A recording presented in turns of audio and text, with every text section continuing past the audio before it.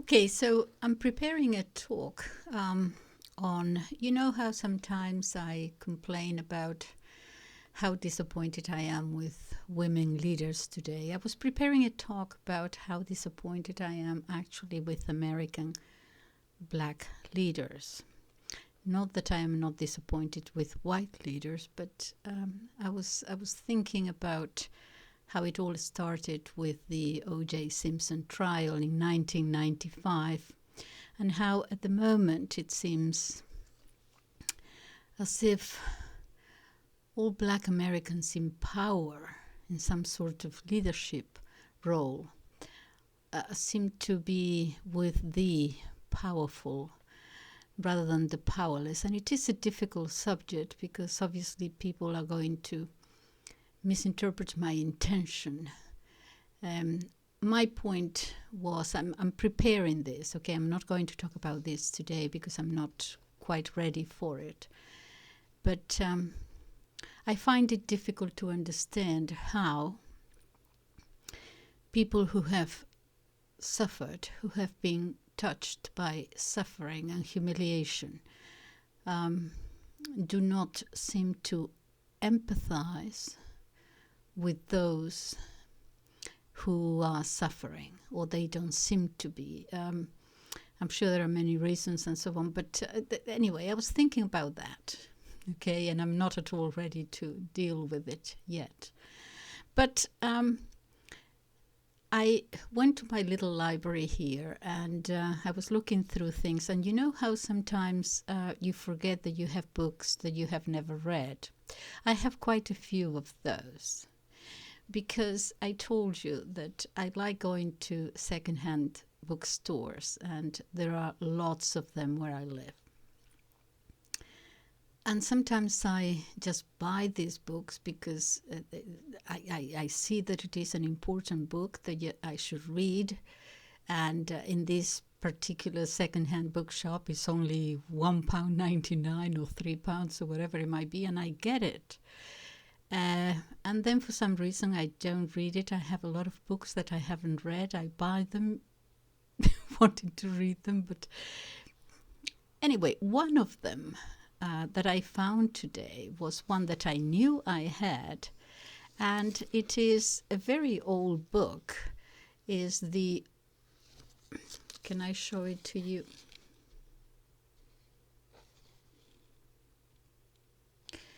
The Oxford Book of Greek Verse in Translation.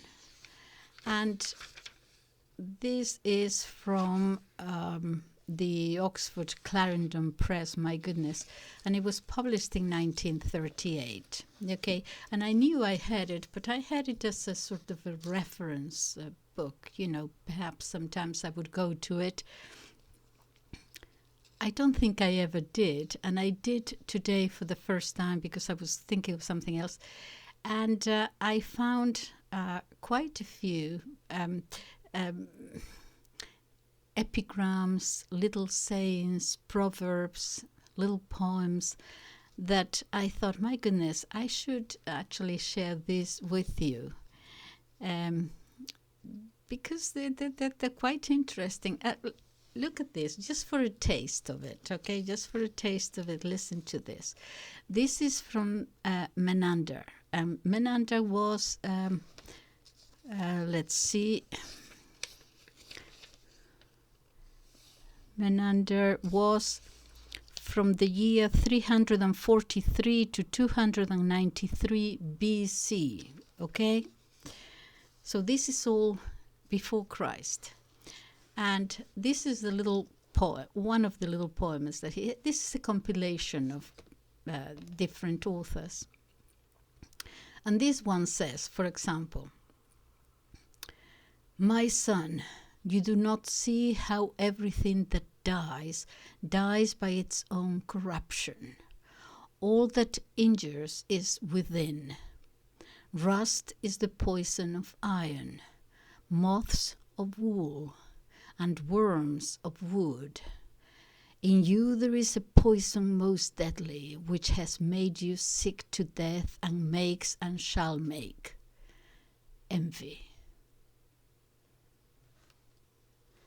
Yeah, so little things like that, and I thought I'll share some with you, because I think they're interesting when you think about it. This is the 2nd, 3rd, 4th century BC. It's really quite amazing.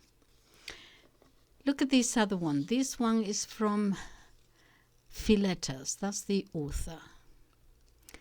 340 BC, okay, to 285 BC. The last request. Whip me not long, but truly. Speak me fair, and though we are parted, have a thought to spare. That's nice. Whip me not long, but truly. Speak me fair, and though we are parted, have a thought to spare. Isn't that nice? Let me see some more. I hope this is not a waste of your time. It probably is. Okay. Crabbed age and youth. Old husband and young wife never agree, for like a boat, she will not be controlled by half a rudder. So she breaks her moorings one night. Day finds her in another harbor.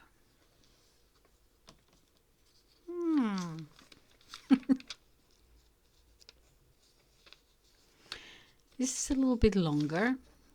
This is from Theocritus. Okay, so late summer in the country. This is when we were closer to nature, perhaps. Oh dear. Okay. He went his way, leftward bent towards Pyxa. So I and Eucritus and the fair Amenticus turned aside into the house of Pharasidamus and lay down with delight in beds of sweet tamarisk and fresh cuttings from the vines strewn on the ground. Many poplars and elm trees were waving over our heads, and not far off the running of the sacred water from the cave of the nymphs warbled to us. In the shimmering branches the sunburnt grasshoppers were busy with their talk, and from afar the little owl cried softly out of the tangled thorns of the blackberry. The larks were singing, and the hedge birds and the turtle dove moaned. The bees flew round and round the fountains, murmuring softly. The scent of late summer and of the fall of the year was everywhere. The pears fell from the trees at our feet, and apples in number rolled down at our sides, and the young plum trees were bent to the earth with the weight of their fruit. Oh, yeah, those were the days. Lucian, passing away. The world is fleeting, all things pass away. Or is it we that pass and they that stay? All things pass away remind me of Saint Teresa of Avila. All things pass away. The world is fleeting, all things pass away. Or is it we that pass and they that stay? Wonderful. What else?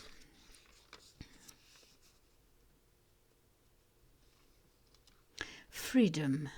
This is from Palladas, 360 to 430 AD.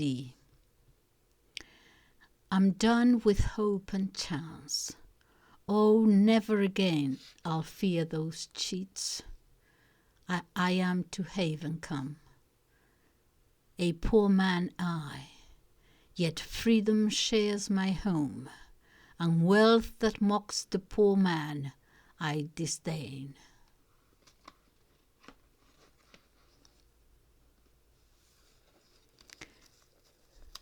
Now listen to this, a question of gender. The Lord's daughter eloped with a suitor, And the baby was masculine, feminine, or neuter?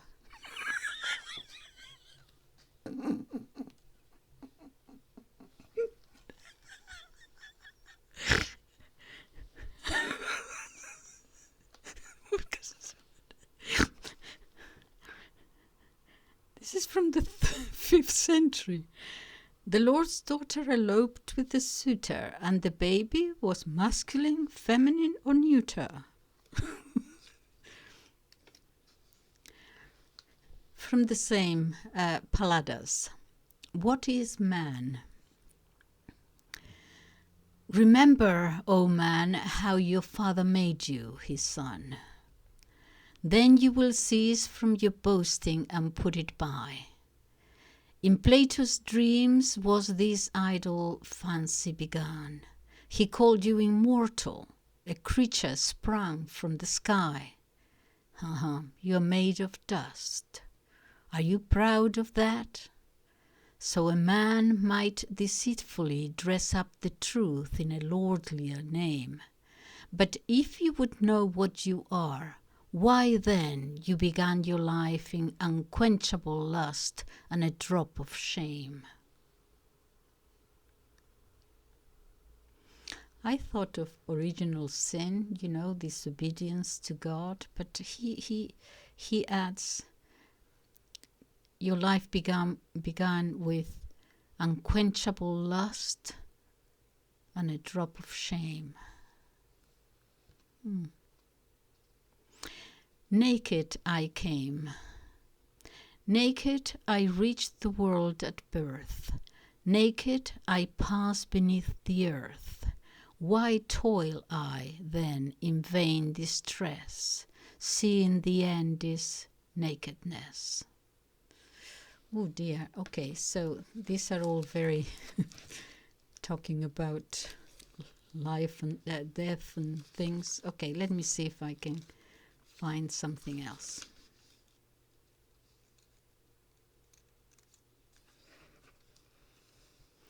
The ages of man.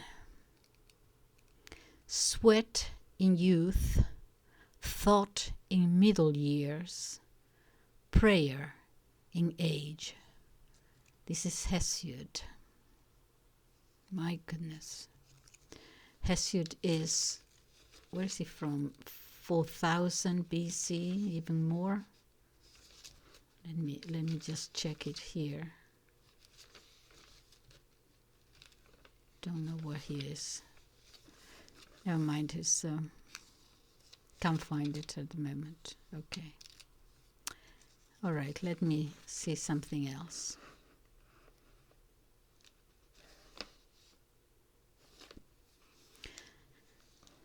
Some women. This is a little bit longer, and I read it and I thought I have to share this with you because it's about the different kinds of women. And this is from Simonides, 630 BC. 630 BC. Okay, some women. At the creation, God made women's natures various. One he made from a bristly sow. Is that how we pronounce it? Sow? A female pig? I'm not sure. So, I think. Okay, let me start again. At the creation, God made women's natures various. One he made from a bristly sow, and all her household welters in confusion, lying aground in miscellaneous muck, while she, unwashen and in unlaundered clothes, reposes in her pigsty, fattening. Obviously, this is a lazy woman who doesn't do anything, just in unwashing in unlaundered clothes, reposes in her pigsty, fattening. All right, next one. Next kind of woman. This is from Simonides. Okay. God made another from a canny vixen, the woman who knows all. Nothing escapes her. evil and good, she knows it all alike. Many a time she says an evil thing, but often good. Such is her shifty nature. Oh yeah, we are accused of that, volatile. Okay. Another one, another type. The dog's the dog's own image. What? The dog's own image for activity, eager to hear and find out everything. Oh, I see where he's going. Eager to hear and find out everything, runs peering everywhere, casting about, and even without finding, still gives tongue. Her husband's threat will not avail to stop her, not even anger and a stone to smash her teeth, not yet a kindly word and a pat. Even if she is a guest in another home, the bitch persists in her incessant yapping.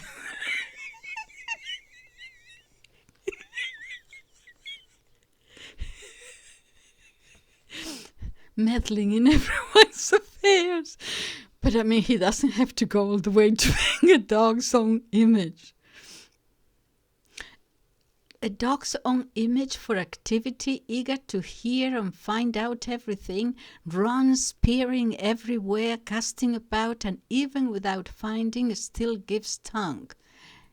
Her husband's threats will not avail to stop her, not even anger and a stone to smash her teeth, not yet a kindly word and a pat, even if she's a guest in another home. The bitch persists in her incessant yapping. This is great. This is great. All right, another.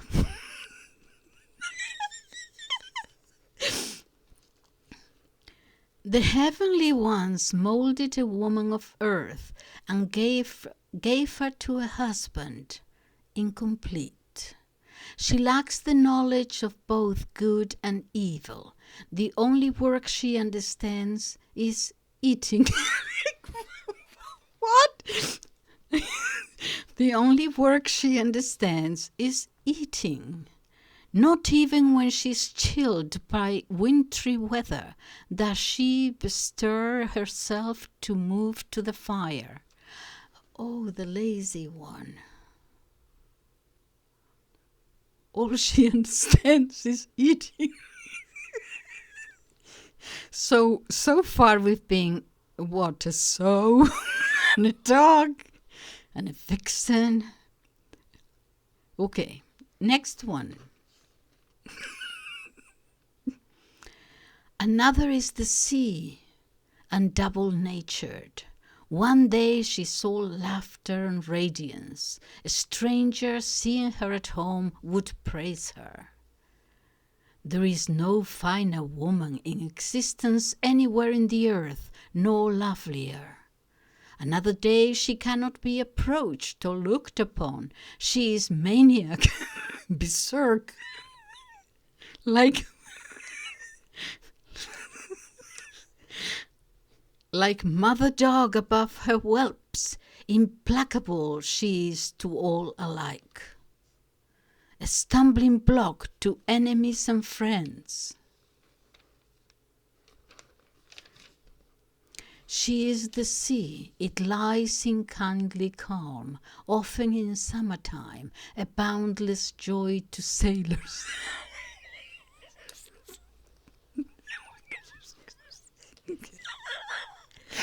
Can you imagine saying that to a woman? Oh, you are a boundless joy to sailors.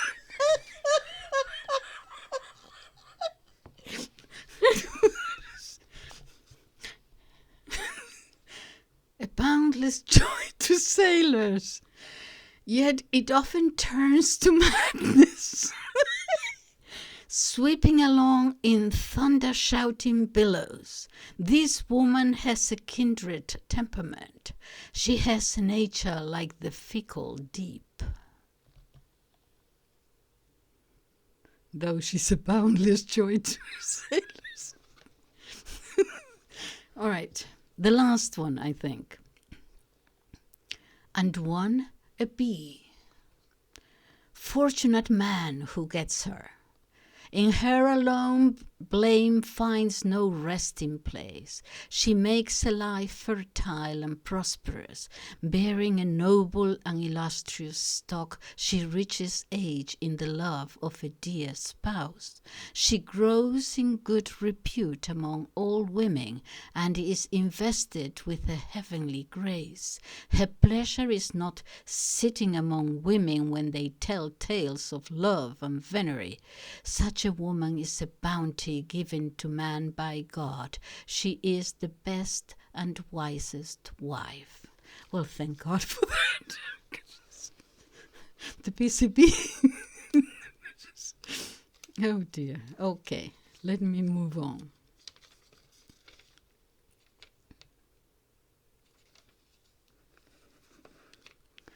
From Sappho. Again, I can't see from which century he is.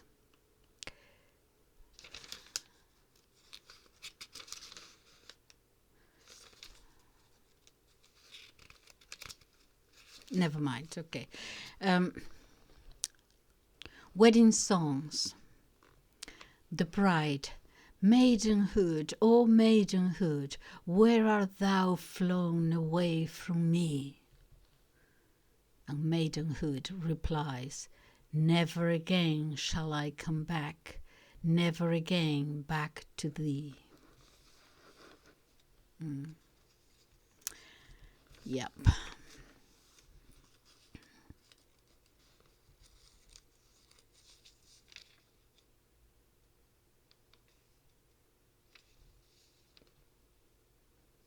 I don't know why I chose that. Reproach no man for poverty. This is from Theognis.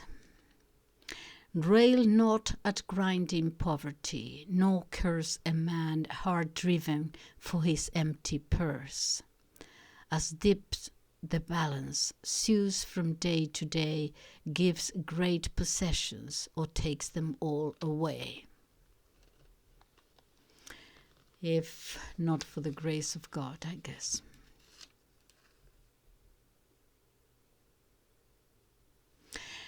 Eugenics, my goodness, Theognis. This is interesting.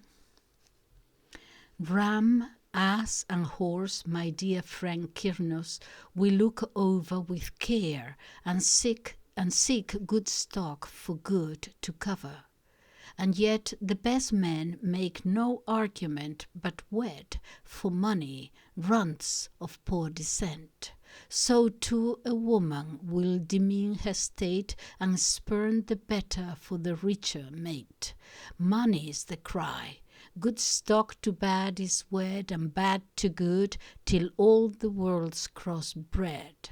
No wonder if the country's breed declines. Mixed metal, my dear friend Kyrnos, but dimly shines. Oh dear. Ooh, I'm going to get into trouble for that.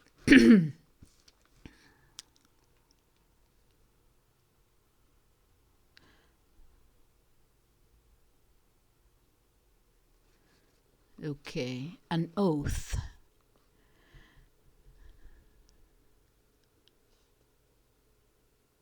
An oath. Let the brass dome of heaven, wide and great, fall on me and man's terror consummate. If I be not a true friend to my friends, and a true grief and pain to those I hate.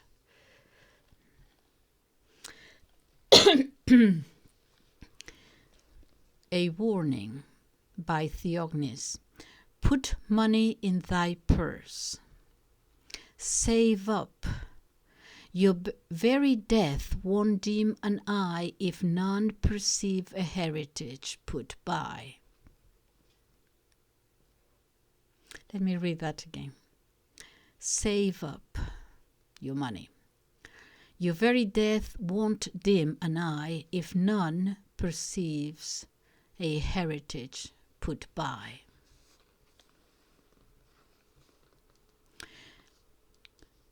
Weep for youth's passing. What fools men are to weep the dead and gone. What fools men are to weep the dead and gone. Unwept youth drops its petals one by one.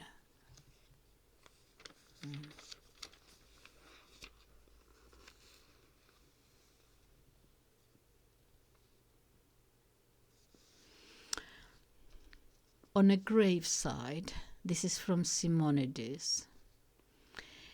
Here lies Timocreon, after much eating, drinking, and speaking ill of others.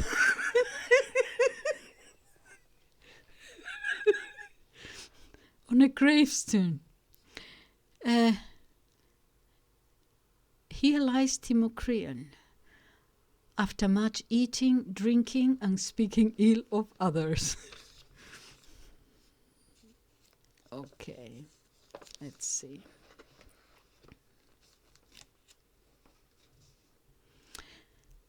Philemon. No, this is from Menander, 343 BC. My own, my native land. Dear land, I greet you after many years and take you to me. Not to every plot I give such greeting, but to fields of home.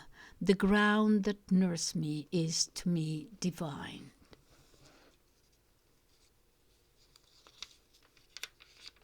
That's nice.